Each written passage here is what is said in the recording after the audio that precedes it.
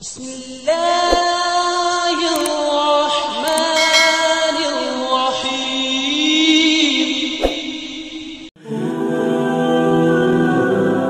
Bismillahirrahmanirrahim.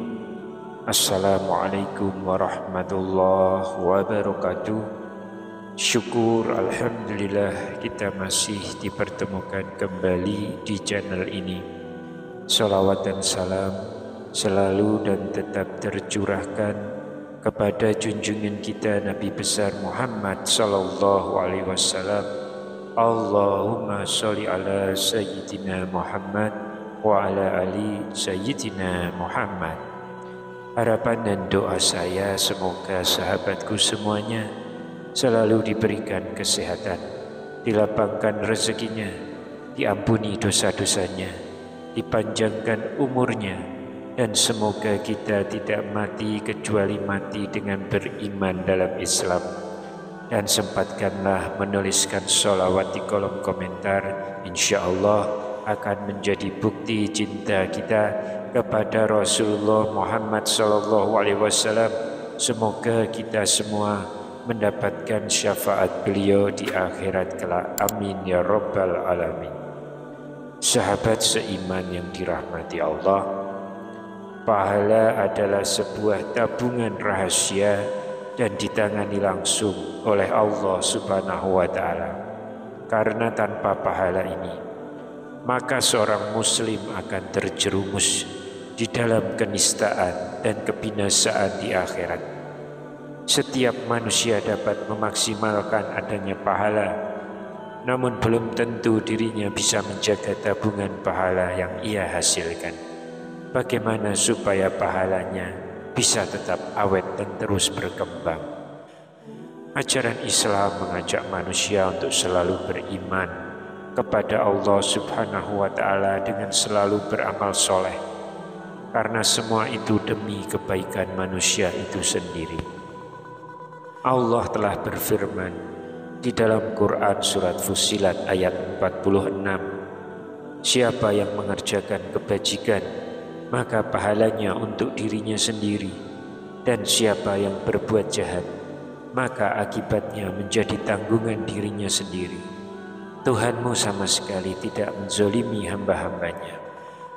Oleh karena itu kita jangan sampai amal kebaikan yang sudah dengan susah payah kita lakukan dan kita kumpulkan kemudian rusak karena satu amal perbuatan yang lain. Setelah beramal soleh, tugas seorang mukmin adalah menjaganya. Jangan sampai amal soleh itu rusak atau terhapus karena amal-amal yang lain. Begitu banyak orang yang beramal kebaikan dan amalan-amalan soleh lainnya, namun banyak juga pahala yang terhapus seketika. Berikut ini hal-hal yang bisa menggerogoti pahala kita. Yang pertama, riya dan sum'ah. Riya adalah memperlihatkan suatu amal ibadah agar dipuji orang lain.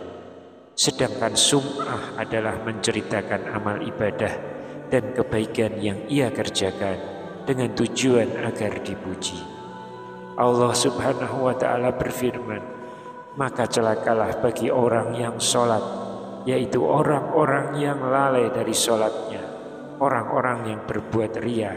Quran surat Al-Ma'un ayat 4 sampai ayat 6. Dalam firman-Nya yang lain, seperti orang yang menafkahkan hartanya karena riya kepada manusia dan tidak beriman kepada Allah dan hari kemudian, maka perumpamaan orang itu seperti batu licin yang di atasnya ada tanah. Kemudian batu itu ditimpa hujan lebat, lalu ia menjadikan ia bersih tidak bertanah. Mereka tidak menguasai sesuatu pun dari apa yang mereka usahakan, dan Allah tidak memberi petunjuk kepada orang-orang kafir. Quran surat Al-Baqarah ayat 264. Dalam sebuah hadis, Nabi SAW juga pernah bersabda, siapa yang memperdengarkan amalannya kepada orang lain, Allah akan memperdengarkan bahwa amal tersebut bukan untuk Allah. Dan siapa saja yang ingin mempertontonkan amalnya, maka Allah akan mempertontonkan aibnya bahwa amalan tersebut bukan untuk Allah. Hadis riwayat Bukhari. Kemudian amalan yang bisa menggerogoti pahala kita kedua adalah syirik, menyekutukan Allah dengan berbagai model dan bentuknya, merupakan bentuk kezaliman yang paling besar dan penghinaan kepada Allah Subhanahu wa Ta'ala. Bahkan orang yang mati membawa dosa syirik tidak akan diampuni oleh Allah jika belum bertobat darinya. Allah Subhanahu wa Ta'ala berfirman, seandainya mereka menyekutukan Allah, niscaya lenyaplah dari mereka amalan yang telah mereka kerjakan. Quran Surat Al-An'am ayat 88. Dan di antara kesyirikan yang banyak terjadi di masyarakat kita adalah dengan mendatangi dukun, peramal, tukang sihir, atau memakai jimat. Dalam sebuah hadis Nabi SAW bersabda, barang siapa yang mendatangi tukang ramal dan bertanya kepadanya tentang suatu perkara, maka sholatnya tidak akan diterima selama 40 hari. Hadis riwayat Muslim.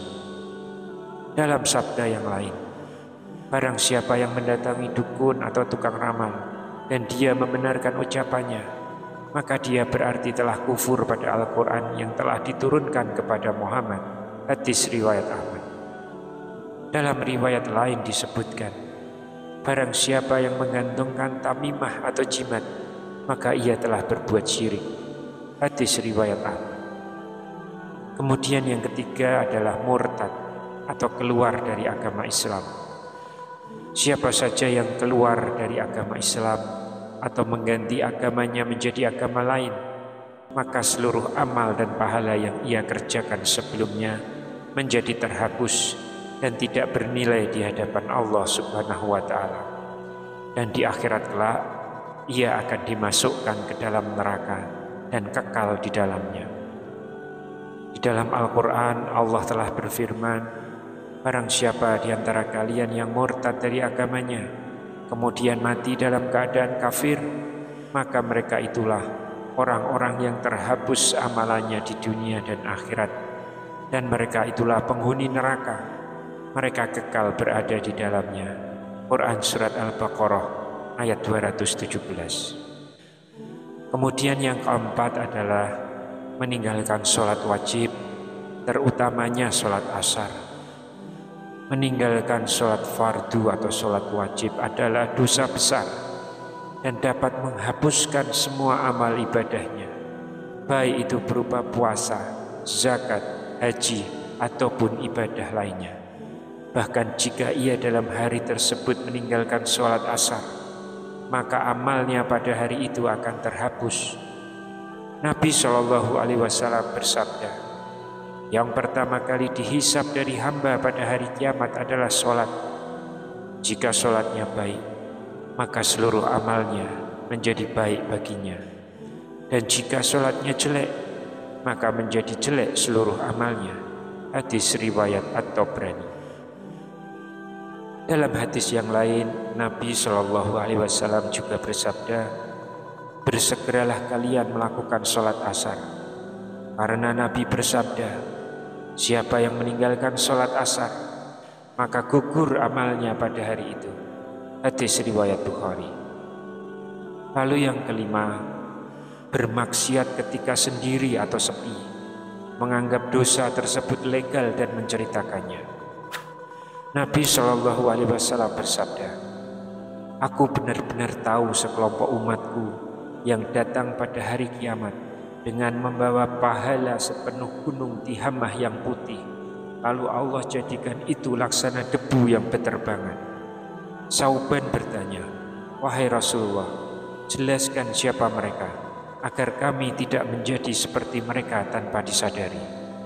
Beliau menjawab, mereka saudara kalian dan sejenis dengan kalian. Mereka sholat malam seperti kalian, tetapi mereka adalah kaum yang apabila bersendirian dengan larangan Allah, maka mereka melanggarnya.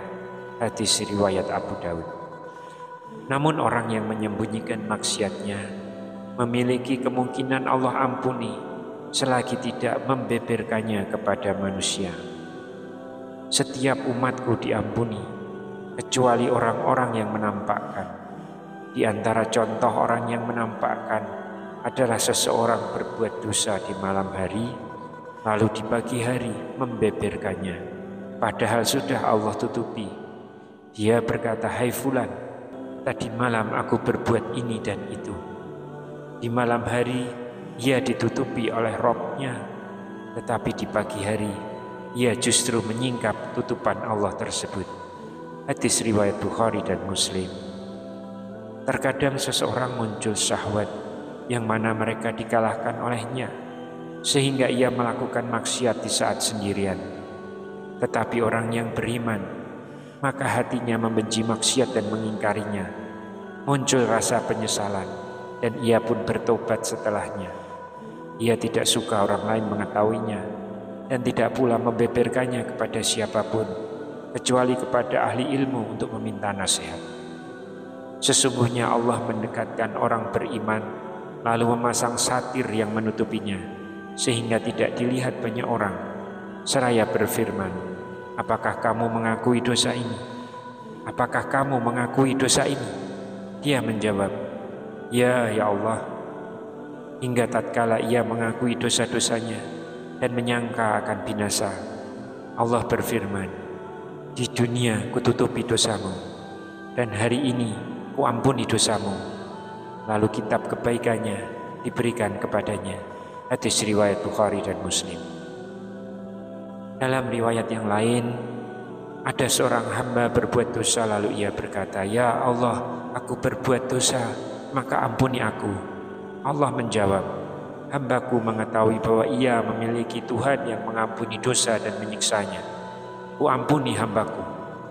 Kemudian berlalu masa yang Allah kehendaki, lalu ia kembali berbuat dosa, lalu berkata, "Ya Allah, aku berbuat dosa, maka ampuni aku." Allah menjawab, "Hambaku mengetahui bahwa ia memiliki Tuhan yang mengampuni dosa dan menyiksanya. Kuampuni hambaku." Kemudian berlalu masa yang Allah kehendaki, lalu ia kembali berbuat dosa, lalu berkata, "Ya Rabbi, aku berbuat dosa, maka ampuni aku." Allah menjawab, "Hambaku mengetahui bahwa ia memiliki Rabb yang mengampuni dosa dan menyiksanya. Kuampuni hambaku 3 kali, silakan berbuat sesukanya." Hadis riwayat Bukhari dan Muslim. Lalu yang keenam, durhaka kepada kedua orang tua dan mengungkit-ungkit pemberian. Allah menggandengkan perintah untuk mentauhidkannya atau mengesakannya dengan amalan berbakti kepada kedua orang tua. Sebagaimana Allah berfirman, "Dan Tuhanmu telah memerintahkan supaya kamu jangan menyembah selain Dia, dan hendaklah kamu berbuat baik kepada ibu bapakmu dengan sebaik-baiknya." Quran Surat Al-Isra ayat 23. Durhaka kepada kedua orang tua dapat menghapuskan amal kita. Selain durhaka, al-man atau mengungkit-ungkit sedekah dan al-azza atau menyakiti perasaan penerima juga dapat membatalkan amal sedekahnya. Allah Subhanahu wa taala berfirman, "Hai orang-orang beriman, janganlah kamu menghilangkan pahala sedekahmu dengan menyebut-nyebutnya dan menyakiti perasaan si penerima." Quran Surat Al-Baqarah ayat 264. Demikian juga yang disampaikan oleh Nabi Shallallahu Alaihi Wasallam dalam riwayat berikut ini. 3 golongan yang Allah tidak terima amal ibadahnya, yang wajib dan yang sunnah. Anak yang durhaka kepada orang tuanya, orang yang mengungkit-ungkit pemberiannya, dan orang yang mendustakan takdir. Hadis Hasan, hadis riwayat Ibnu Abi Asim dalam kitab As-Sunnah. Nabi Shallallahu Alaihi Wasallam dalam riwayat yang lain juga bersabda, "Tidak akan masuk surga orang yang durhaka kepada kedua orang tuanya." Hadis riwayat Abdur Razak, Ahmad, atau Brani, dan yang lainnya. Wallahu a'lam bishawab. Demikian yang bisa saya sampaikan di kesempatan kali ini. Semoga dapat memberi manfaat untuk kita semua. Amin ya rabbal alamin. Wassalamualaikum warahmatullahi wabarakatuh.